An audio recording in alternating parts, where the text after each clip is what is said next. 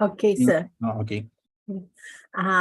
Sa esa naraloke sim avatirana savamayaya remit Sri Ratna Kusatayo Bhagavan Prakato Yata. Hare Krishna, Okay, sir. okay, Mataji. But But this, I thought after listening that thing, the thing is so disappeared really just now. oh, I'm sorry. But this word in the third line, Yeah. ku tasto. Kusato. T Okay. dot is star. Oh. This is star and this is star. Oh. Kutasto. Okay. Yes, Anyone sir. else? Okay. Thank you, sir. Okay. Thank you. Anyone else?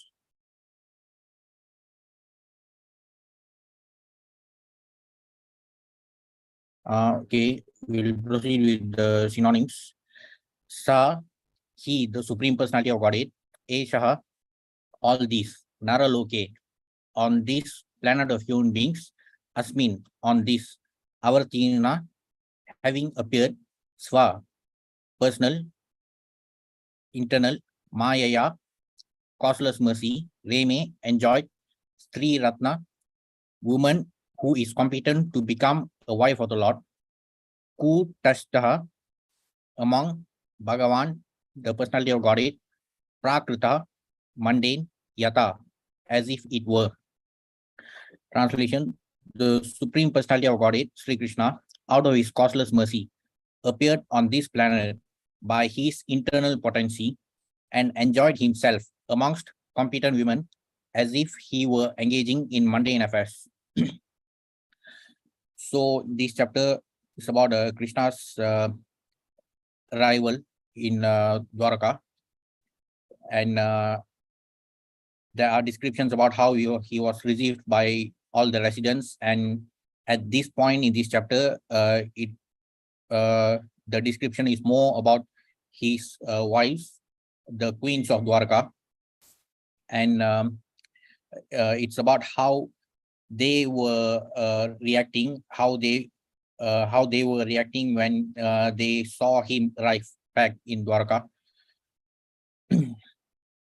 So there are also many descriptions about these wives of Krishna, the queens of Dwarka, and it also, especially as we have also seen from the previous verses, it also explains about the distinct features of Krishna as Swayam Bhagavan himself, though he descended to this material world and though he appeared in a human-like form, and it also appeared like he also married like other people in the mundane world, but this part where the descriptions about the queens of Dwarka are given, they establish clearly about the true features or the true opulences of Krishna as Swayam Bhagavan, or the Supreme Personality of Godhead. The Lord married and lived like a householder. This is certainly like a mundane affair. But when we learn that he married 16,108 wives and lived with them separately in each and every palace, certainly it is not mundane. Even in Gita 9.11, Krishna says, Avajanti Mamuda, Manushim Tanuashritam, Parambhava Majananto, Mahabhuta Maheshwaram. So in that verse, Krishna talks about those people who merely regard him as another human being, just because he appears in a human-like form. Many people, especially the so-called atheists, they tend to dismiss Krishna as just another historical figure, or even worse, a mythical figure. So when they try to compare the Supreme Personality of Godhead with other men in this material world, so that only goes on to prove the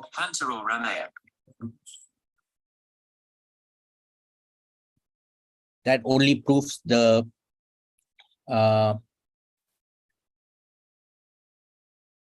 their shallow knowledge, because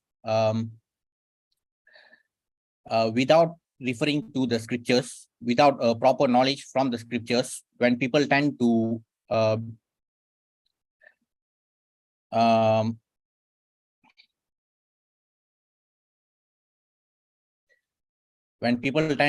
act according to their own mental concoctions, according to their own bias, so that's why Krishna himself, he describes such people as mudas in Gita 9.11. On the contrary, in chapter 4, in 4.9, Krishna says, Janma karma same divyam evam yo eti tatvata chakta devam punarjanma neti mameti so Arjuna.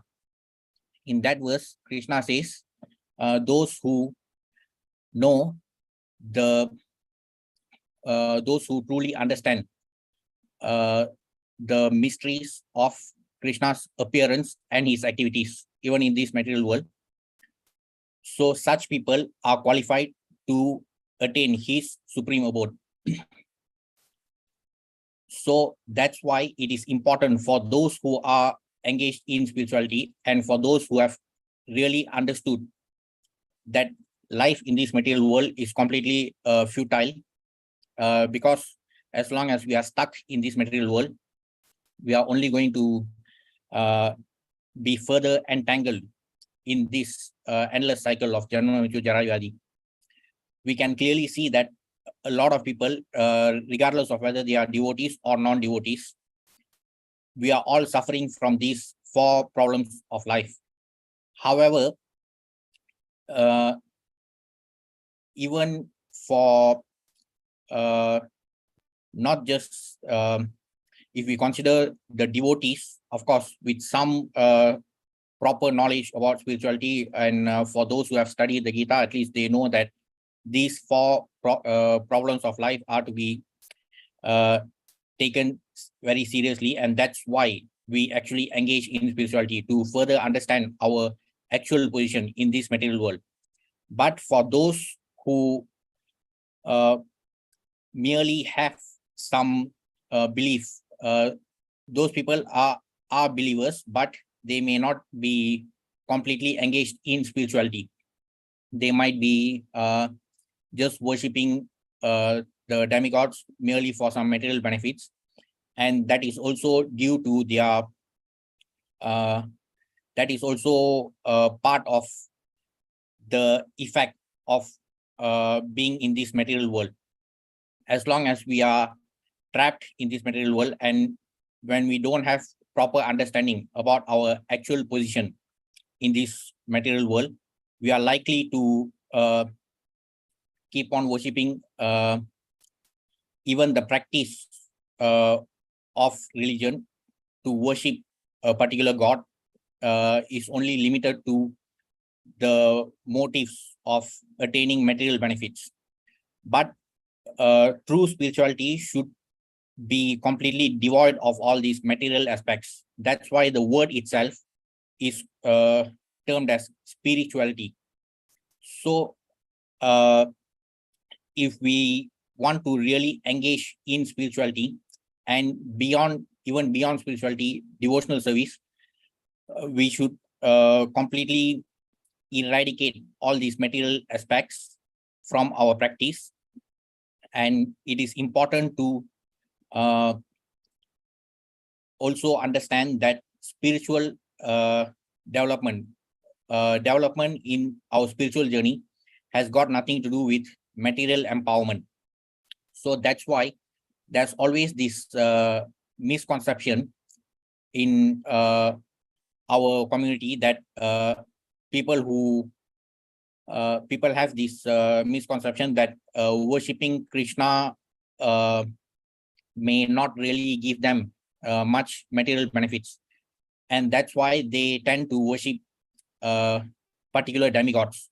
But even in the Gita, like in verses 7.20, 21, Krishna himself says that those who are merely looking for material benefits, they are the ones who would worship a particular demigod with very specific objectives, material objectives. And once that objective has been achieved, then they switch to worshipping another demigod. So for such people, it is very likely, and it is only natural, that even they themselves would be seeing Krishna as just another demigod. So that is the effect of Maya. As long as we are further entangled by this material entanglement, even in our practice of religion, there'll always be that tinge of material desires, and that cannot be equated to spirituality or devotional service. So as long as even the believers who are trapped or entangled in all these by all these material desires, even they cannot understand the appearance and activities of Krishna. And such people, though they are believers, even such people will only misunderstand that Krishna is like another demigod. But Krishna, being the Supreme Personality of Godhead, is completely different from all the other demigods, because his main purpose is to attract the devotees back to the spiritual abode. It is very unlikely that Krishna will just keep giving us material benefits as we wish. He is the one who knows what is best for us. So it is not necessary that he might give us all the material benefits that we wish for. So that itself is the reason why he is different from all the other demigods who have been assigned with the duties of maintaining this material world. Even in the purport to the Gita, in for the purport of verse 7.16, towards the end of the purport, Srila Prabhupada explains that spiritual development has got nothing to do with material empowerment. So if we engage in spirituality or in devotional service, simply thinking to gain material benefits only, then that is a very wrong understanding. So even for the believers who do worship some demigods, okay, at least they have some belief, but that cannot be regarded as spirituality or devotional service. Spirituality and devotional service is what will disentangle us from this material bondage. So that's what Krishna does. Krishna helps us to do that, and that's why he is distinct from all the other demigods in this aspect, because Krishna wants us to progress spiritually. So as Krishna himself says in Gita 7.14, those who surrender to him can easily cross over this ocean of material existence. So surrendering to Krishna does help us to cross over this ocean of material misery.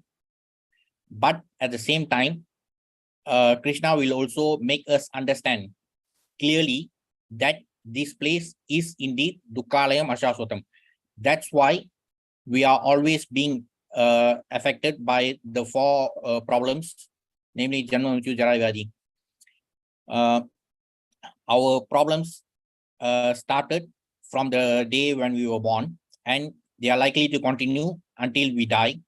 But even after death, if we waste our present human form of life, even after if we waste this form of life after death, meaning after we leave this body, we are likely to be encountering the same set of 4 problems in another possibly more degraded form of life. Because if we don't make use of this precious human form of life, then we may not get the same form in another life once we quit this body.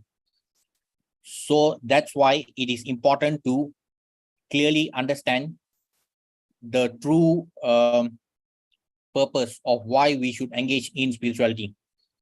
And as we progress in spirituality, then love for devotional service will automatically develop. And the main symptom is that we will start to understand that worshipping Krishna merely for material benefits is foolishness. So this is what even believers should understand. Even for those who are worshipping demigods, it's okay, since they have at least some belief, and though they are actually worshipping for material benefits, but still, as long as we are too obsessed in simply going about our material affairs, then it is just a waste of this precious human form of life. Because by doing that, we are not really liberating ourselves. We are further entangling ourselves in all this material bondage. So those who understand the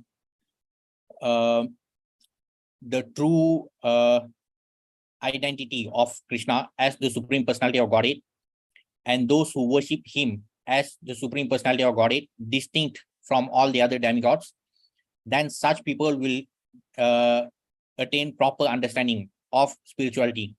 Because spirituality is all about understanding our position as spirit souls. So that is the first step. So only by understanding that we ourselves are spirit souls, then we can understand our relationship, our eternal relationship with the Supreme Personality of Godhead, that we are actually eternal servants of Krishna, the Supreme Personality of Godhead. So these are merely the prerequisites that would enable us to further understand the appearance and activities of Krishna when he was present in this material world. Of course, even after his departure from the material world, he is still present in the material world in the form of Srimad Bhagavatam, as mentioned in the 3rd chapter, the last verse of the 3rd chapter in Canto 1. So only for those who understand about the true opulences and features of Bhagavan, as he is distinct from other demigods, then only they can understand how he is actually regarded as the Supreme Personality of Godhead with all the 6 opulences. So in this aspect of how he married the 16,108 queens and lived with them separately in each and every palace is an example about how Krishna actually appeared in this material world through his internal potency, and he actually displayed his opulences to establish that he is Swayam Bhagavan. He appeared in his Swayam Rupa. So that's what is meant in this translation, that he appeared on this planet by his internal potency. So that itself made him to display his opulences in full.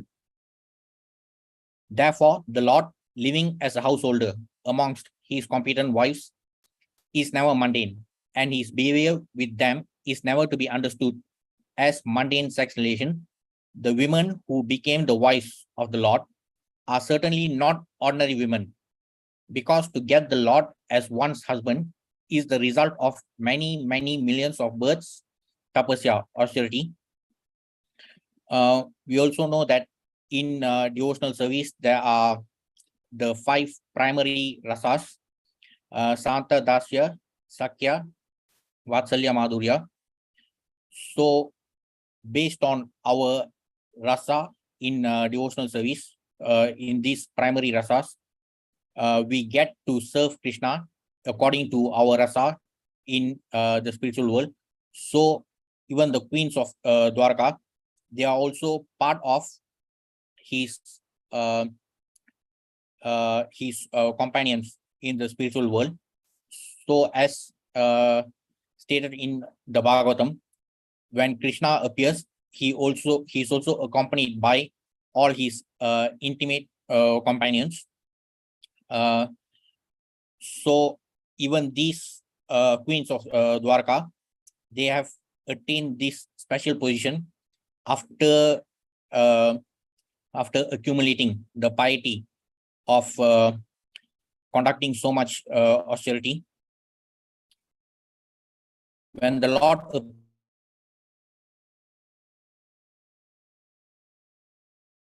transcendental pastimes just to attract the conditioned souls to become his eternal servitors, friends, parents, and lovers, respectively, in the transcendental world, where the Lord eternally reciprocates such exchanges of service. Even when Krishna appeared in this material world, his pastimes are often described as centered in the 3 main dhams, Vrindavan, Mathura, and Dwarka. So even these dhams in the material world, they are actually the reflection of the dhams in the spiritual world. Even if you look at the Goloka chart, the 3 dhams are also there, beginning from Goloka Vrindavan as the topmost dham. Then below Goloka Vrindavan is Mathura dham, and followed by the Dwaraka dham. So these dhams are also there in the spiritual world. Actually, the dhams that we see in this material world, they are actually the reflection of the original spiritual dhams. So the pastimes of Krishna, as he is engaged in all those dhams, because we know that from the Goloka chart, we can see that in the topmost Goloka Vrindavan dham, Krishna is present there as in his Swayam Rupa, as Swayam Bhagavan, full in all opulences.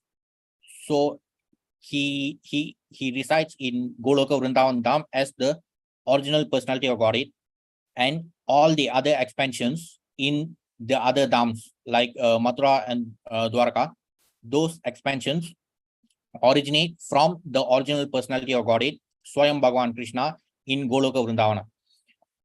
So the pastimes of Krishna in the spiritual world are also reflected. They were also reflected in the material world when he was present in this material world. So such display of all his pastimes are meant to attract the devotees in this material world. So even for us, when we actually understand that we are trapped in this Dukkalayam, when we study the descriptions about the pastimes of Krishna and how they happen in the spiritual world, then we will also understand that it's better to serve Krishna in the spiritual world than serving Maya in the material world. The main reason why we fell to this material world is that we wanted to be controllers and enjoyers. However, we can never attain that position because we are merely spirit souls, part and parcel of Krishna, as he himself says in Gita 15.7. And also in the same verse, Krishna also mentions that we as his eternal fragmental parts, we are actually suffering with our six senses, which include the mind. So when we are present in this material world, we are actually suffering because we are always trying to gratify our senses. We have no other business than to gratify our senses in this material world. I mean, not we, but I'm referring to all the conditioned souls. So as long as we are engaged in this business of material sense gratification, we are only going to entangle ourselves further in the material bondage, and our suffering is likely to continue further, because now that we have attained this very special human form of life, if we don't even understand, at least now that we have made a very big mistake by trying to be enjoyers and controllers, we should at least understand it now, because if we don't understand it now, it's very unlikely that we are going to understand it in another degraded form of life. Because if we are going to waste this present human form of life, then it's very unlikely to attain the proper understanding when we get another degraded form of life in the 84 lakh species of material bodies. Srila Prabhupada often uses the analogy of apartments. So we know that there are 84 lakh species of material bodies, like the 9 lakh aquatics, 20 lakh non-moving entities, and so on. So if this human form of life is actually regarded as the most ideal form of life to be engaged in spiritual inquiry and devotional service.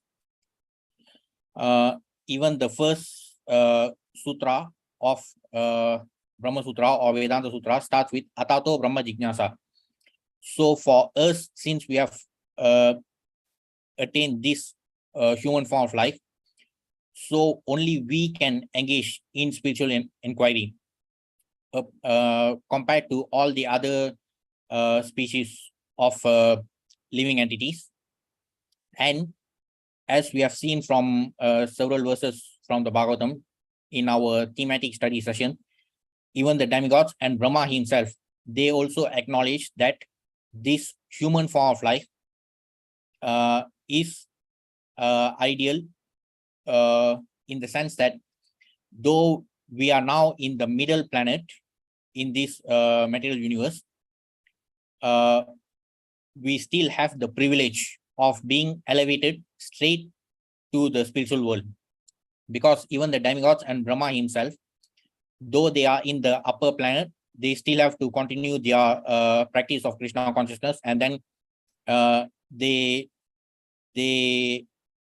will have to be elevated from there if they succeed in their practice. But though we are actually in a lower position than them, still we have the same privilege as them. So that's why it is extremely important for us to understand our position in this Dukkalayam. And also in Gita chapter 13, 13.9, Krishna also talks about Janma Mrityu Jara Vyadhi Dukkha Doshanu Darshanam. Regardless of whether one is a believer or non-believer, we are all suffering from these four problems, Janma Mrityu Jara Vyadhi. And even until the day we die, we are always going to suffer from old age and disease. We are actually aging every moment, and we are becoming more and more vulnerable to all sorts of diseases. A lot of people, regardless of whether they are believers or non-believers, they are also aware that we are all suffering in this material world, especially due to these factors of old age and disease. So, but despite realizing that we are actually suffering, are we endeavoring enough to liberate ourselves from this suffering? The only solution to liberate ourselves from this suffering is to engage in spiritual inquiry and devotional service. But to what extent are we really serious in endeavoring towards that direction? A lot of people, even if they are non-believers, they are also aware of the fact that we are all suffering due to these 4 problems of life. So, but the effect of Maya is so strong that it completely dilutes us and prevents us from realizing the truth. It prevents us from engaging in spiritual inquiry. It prevents us from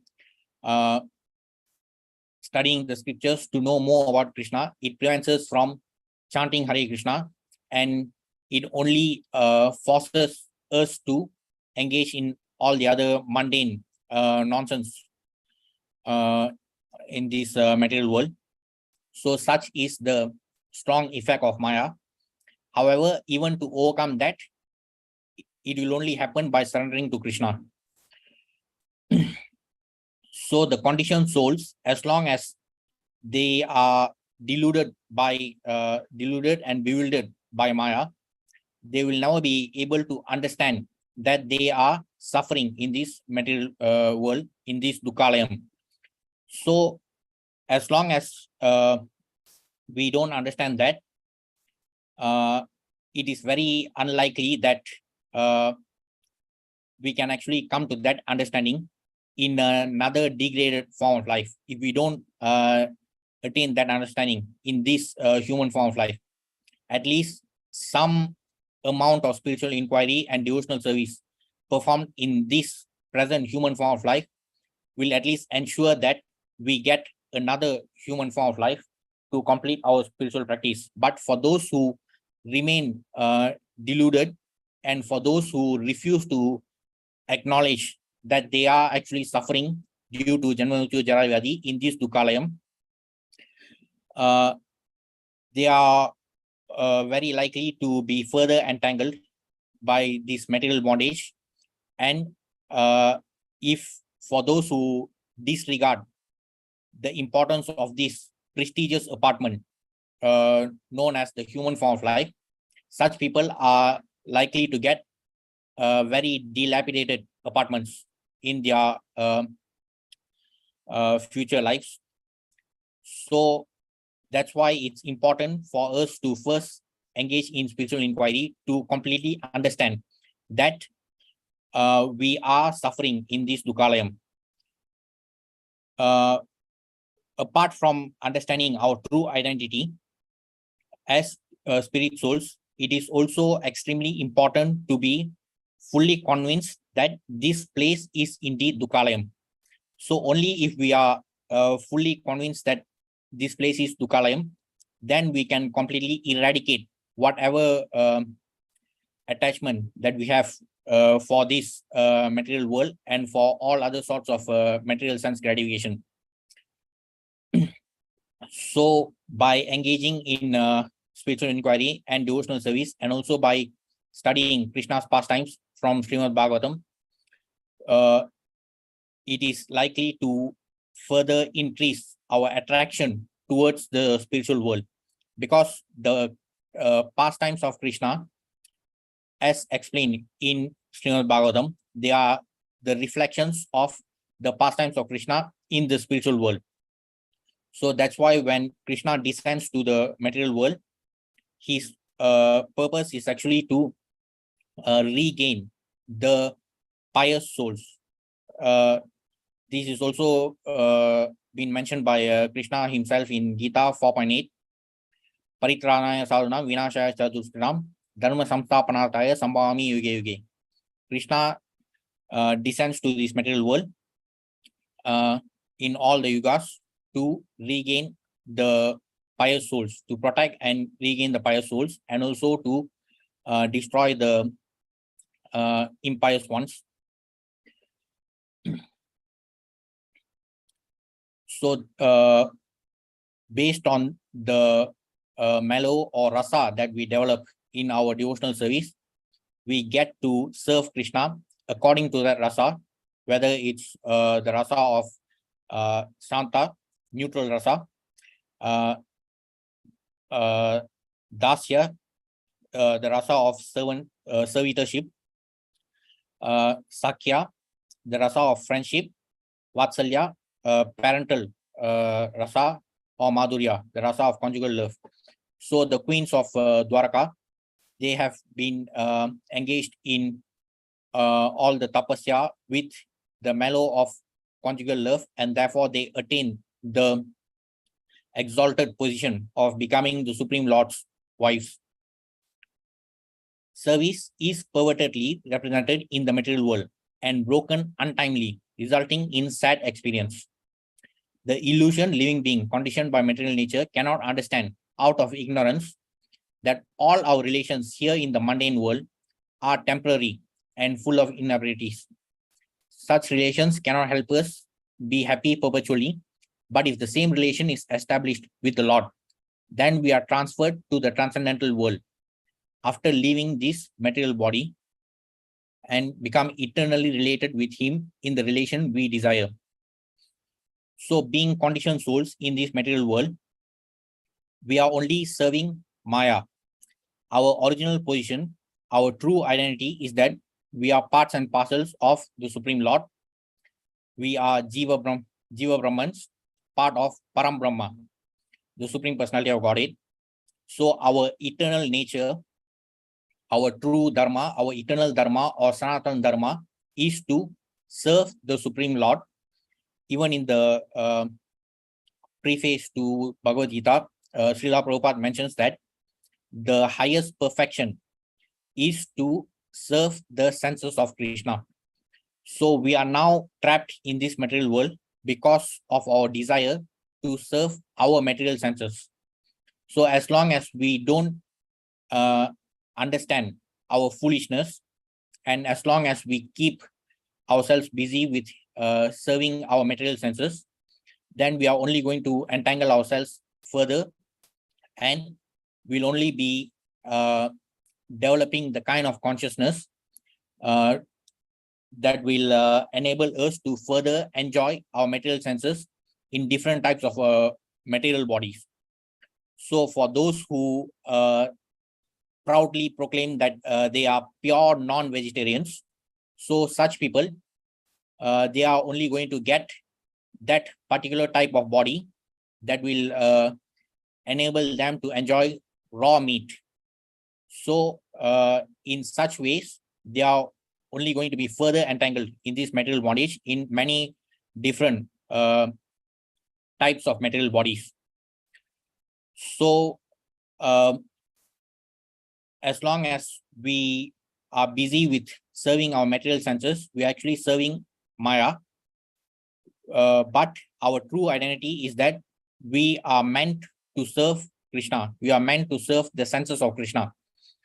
So as long as we don't realize this fact, we'll always remain entangled in this material world and we'll keep suffering. But if we are going to degrade from our present condition, then it is very unlikely that we may regain a better position, because by being further entangled, it will only degrade us to much lower conditions or much lower species of life. So that's why it is very important to take this present human form of life very seriously, so that we don't waste this present form of life. At least, even if we don't get to complete our practice in this life, then whatever practice that we do now will at least ensure that we get another human form of life in our next life. But if we continue to be deluded by Maya, and if we keep ourselves busy by serving Maya and not by endeavoring to serve Krishna, then will only end up in much lower species of material bodies. And though we may actually feel that we are enjoying that delusion in such lower species of life will further prevent us from getting enlightened about our true identity. Such relations cannot help us be happy perpetually, but if the same relation is established with the Lord, then we are transferred to the transcendental world after leaving this material body and become eternally related with him in the relation we desire. The women amongst whom he lived as their husband are not therefore women of this mundane world, but are eternally related with him as transcendental wives, a position which they attain by perfection of devotional service. So this has been mentioned by Srila Prabhupada even in the preface to the Bhagavad Gita. Prabhupada says that the highest perfection of life is to serve Krishna. So the queens of Dwarka, they have accumulated such piety which elevated them to attain the position of becoming the wife of the Supreme Lord, because they were completely focused on serving Krishna. That is their competency. The Lord is Param Brahma, or the Supreme Personality of Godhead. So Param Brahma, he is the complete whole, and we as Jiva Brahmas, we are also part and parcel of the Supreme Brahma or Param Brahma. Apart from Jiva Brahmas, there's also the Mahad Brahma, or the material nature, which is also a part of the Supreme Lord's inferior material energy. Conditioned souls seek after perpetual happiness in all places, not only on this earth, but also on other planets throughout the universe. Because constitutionally, a spiritual spark, as he is, can travel to any part of God's creation. But being conditioned by the material modes, he tries to travel in space by spacecraft and so fails to reach his destination. The law of gravitation is binding upon him like the shackles of a prisoner. By other processes, he can reach anywhere. But even if he reaches the highest planet, he cannot attain that perpetual happiness for which he is searching life after life. So these lines, for some people, they might misinterpret this as though it is actually like opposed to material science. But we have to understand that our Shastras are also all about science, and spiritual science is the topmost science. Even the word Shastra, it has been misinterpreted as religious scriptures. The original meaning, the original Sanskrit meaning for the word Shastra is science. Even in Malayalam, the word for science is Shastra. So because that is the original meaning from the Sanskrit word itself. However, it got degraded to religious scriptures. So that's how we actually degraded ourselves. Of course, even at present in this Kali Yuga itself is the age of degradation. So everything has got degraded. Shastras from science became religious scriptures. But what our Shastras actually convey is that spiritual science is the topmost science, apart from all other types of science. Even the Vedas, the word Veda refers to knowledge, and it was not merely about matters related to religion. Even in the Vedas, there were so many branches of knowledge like Dhanur Veda, military science, Ayurveda, medical science. So this was the original composition of knowledge, the complete epistemology, which was available in the previous yugas, but it all became degraded, especially in this Kali Yuga. However, this does not mean that religion is opposed to science. For those who completely understand the scriptures, we can actually understand that spiritual science is the topmost science. All the other types of scientific knowledge that we study, they should culminate in understanding our original position as spirit souls. So just because it is implied here that human beings in this material world are endeavoring to reach the space by spacecraft, so it doesn't mean that it is opposed to science. It is just that we can only attain such limited progress, and all these types of progress are completely they are material, meaning that they are temporary, and they do not really help us to accomplish our main objective. We being spirit souls, we can only attain our true objective by understanding that spiritual science is the topmost science apart from all other types of science.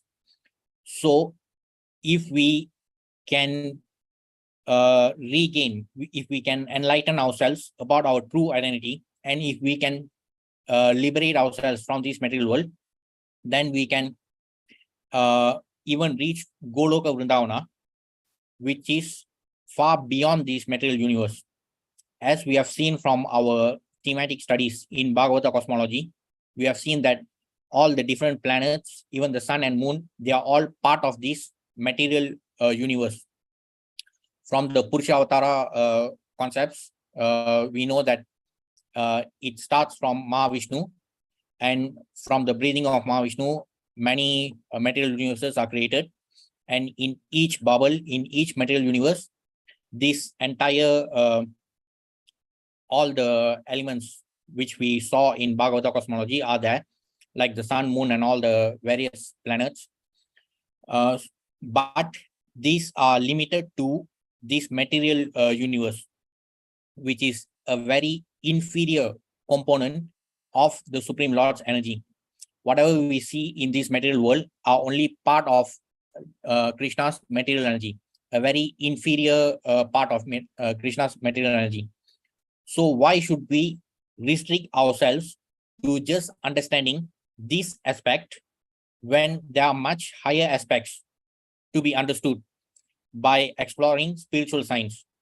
So the study of different branches of scientific knowledge should actually culminate in understanding that spiritual science is the topmost science.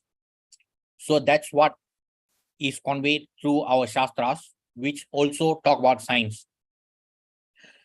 It doesn't mean that whatever that is being said here is opposed to modern science.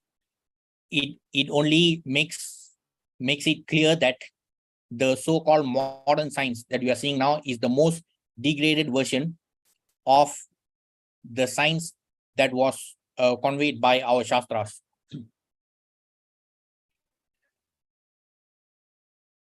By other processes, he can reach anywhere, but even if he reaches the highest planet, he cannot attain that perpetual happiness for which he is searching life after life. So in this material world, in this material universe, we know that about the three lokas, the upper, middle, and lower planetary system. So even by reaching the highest planet, which is Brahmaloka, the highest in the 14 planetary systems, even by reaching there, we cannot achieve our original purpose of our life, because even Brahma himself, he himself is vulnerable in the sense that he also suffers from the problems of Janma Mrityu Jara Vyadhi. This has been mentioned by Brahma himself.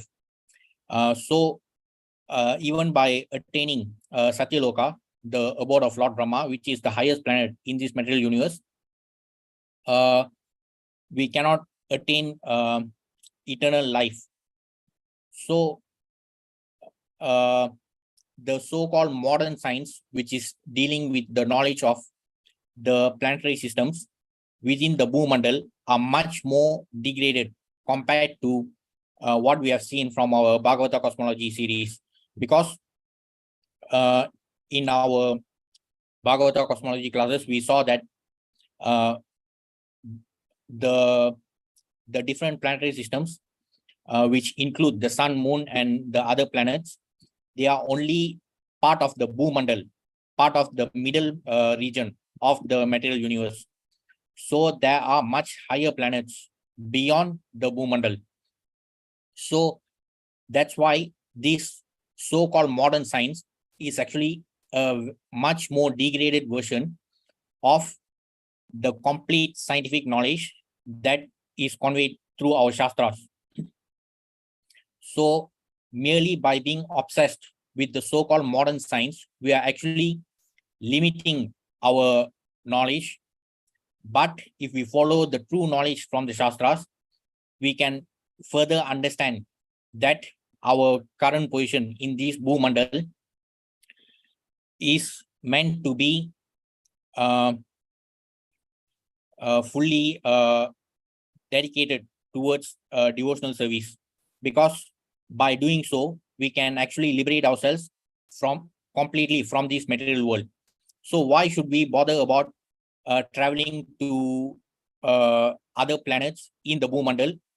Even beyond the Bhumandal, there are much higher planets, even up to Satyaloka. But even in Satyaloka, Brahma himself is not living eternal life. So this material world does not hold the key for any of our problems, any of our four problems, namely Janma, Mrityu, Jara, Vyadhi. Only by being elevated from this material world to the spiritual world, we can solve our problems. So that's why it is important to completely understand our current position in this material world, and merely by being obsessed with this so-called modern science, it will only further entangle us to the mundane affairs of this material world. But if we understand that spiritual science is the topmost science, then we can understand the true solutions to all our problems. By other processes, he can reach anywhere, but even if he reaches the highest planet, he cannot attain that perpetual happiness for which he is searching life after life. So even Lord Brahma has attained that elevated position in Satyaloka, but it doesn't mean that he has attained his final goal. Even Brahma, who is there in Satyaloka, he still has to continue engaging in his practice of Krishna consciousness, and only then he himself can liberate himself from this material world. So any part of these 14 planetary systems in this material world is still very much part of this Dukkalayam. When Krishna talks about this Dukkalayam in Gita 8.15, it is not just about this planet Earth, it actually refers to this entire material universe.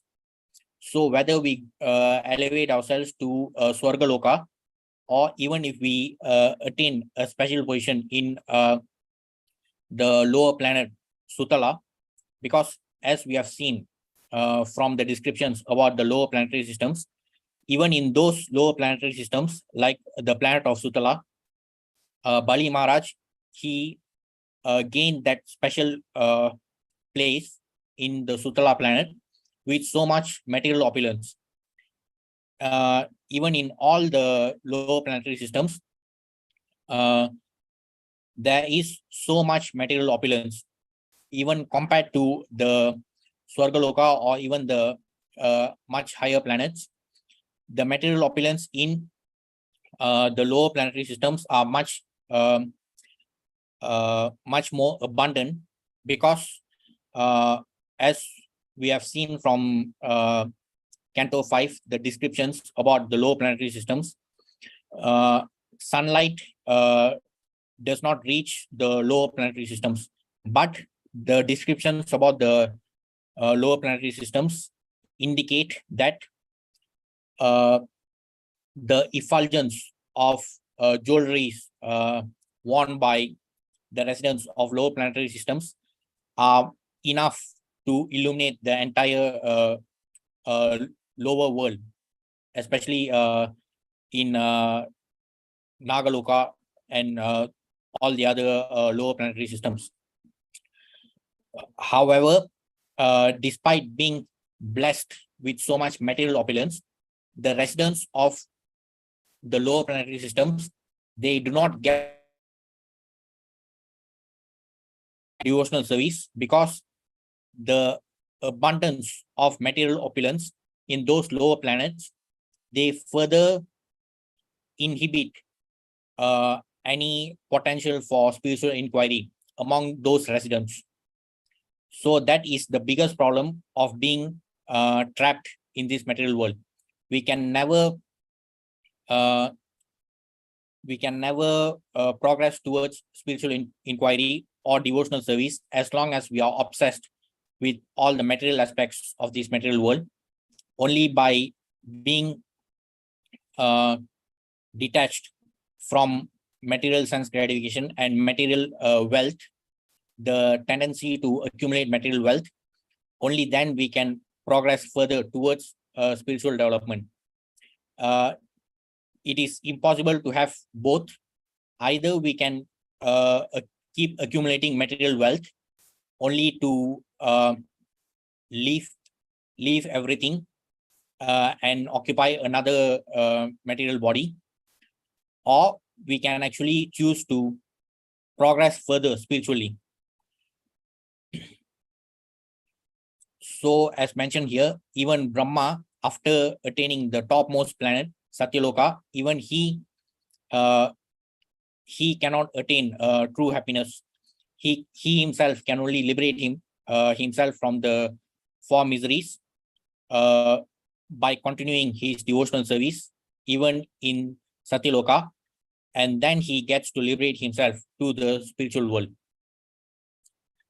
When he comes to his senses, the conditioned souls, however, he seeks after Brahman happiness, knowing it for certain that unlimited happiness which he is seeking is never attainable in the material world. Now, even for those who actually understand that this material world is Dukkalayam, even such people, they tend to arrive at premature conclusions like this understanding about the impersonal Brahmajyoti. So, as we have seen from many of our previous sessions, the impersonal Brahmajyoti realization is just a partial realization of the complete Bhagavan realization. It is just the first step of the three steps of Bhagavan realization. So even for those who have understood the futility of life in this material world, even when they endeavor to progress further in spiritual inquiry and devotional service, actually in the case of those who worship the impersonal Brahmajyoti or the Paramatma feature, for them, with their partial understanding, their spiritual inquiry is still limited in the context of that partial understanding. Only with complete Bhagavan realization, we can progress further towards devotional service. Whatever starts as spiritual inquiry should culminate in devotional service. That is only possible with the complete Bhagavan realization. So, in order to achieve that, our acharyas have made it very easy for us with this simple method of bhakti yoga. Simply by practicing bhakti yoga and avoiding all other yoga systems, we can easily attain devotional service and also get the proper understanding, the complete understanding of Bhagavan realization. So for those who actually get to engage in some spiritual inquiry, and even if they get to understand about the impersonal Brahman realization, still their understanding is limited because it is only a partial feature. But as our acharyas have prescribed, simply by taking up Bhakti Yoga, we can easily understand the complete Bhagavan realization, the complete feature of Bhagavan realization, and that will enable us to proceed towards devotional service to completely liberate ourselves from this material world. So that's why it is important for us to get the complete understanding of the Bhagavan feature so that we don't limit our spiritual inquiry to the partial feature of impersonal Brahman realization. As such, the Supreme Being, Parabrahman, certainly does not seek his happiness anywhere in the material world, nor can his paraphernalia of happiness be found in the material world. Now, this material world itself is a part, or it's a manifestation of the Supreme Lord's material energy. The material energy of the Supreme Lord is actually the inferior portion of his energy. So since this material world itself was created using his own inferior energy, it is not possible for him to derive any pleasure from this material world. That's why the activities of Krishna in this material world should not be seen as similar to the mundane activities of other men or householders. He cannot be impersonal. He is exactly like us, and he has all the propensities of an individual living being in fullness. Regarding the personal feature of Krishna, Krishna himself has mentioned in Gita 7.24 and also in Gita 12.2. In chapter 12 of the Gita on Bhakti Yoga, Arjuna starts the chapter by asking Krishna about which method of worship is better, whether is it better to worship the impersonal Brahman, or is it better to worship your personal form?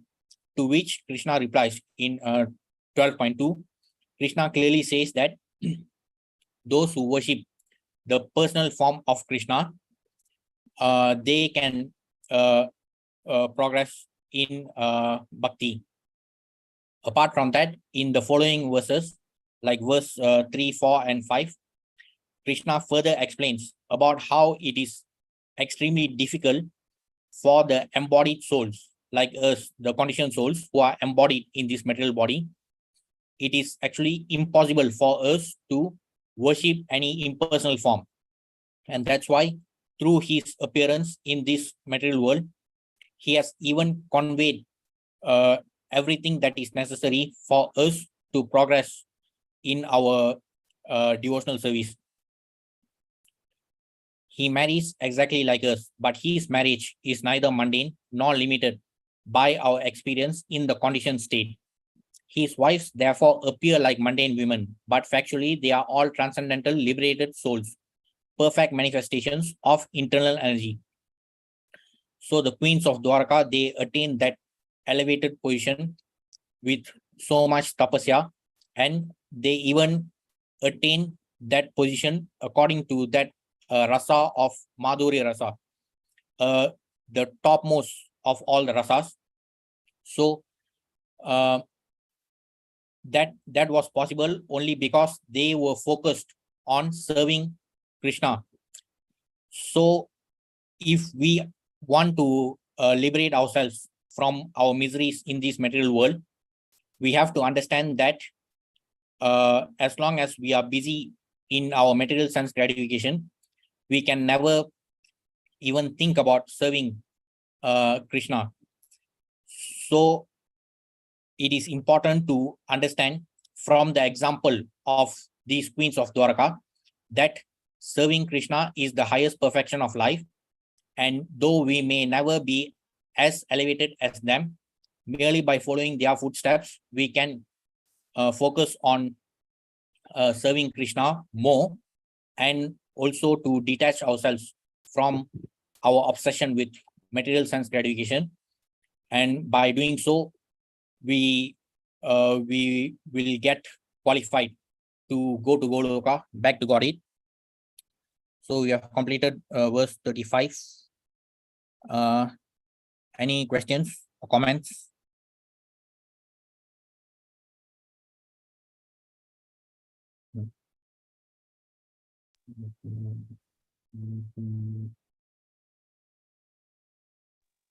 Everything is okay, brother. Okay. So thank you. We'll meet again next week, hopefully. Hare Krishna. Hare Krishna, brother. Hare Krishna, sir.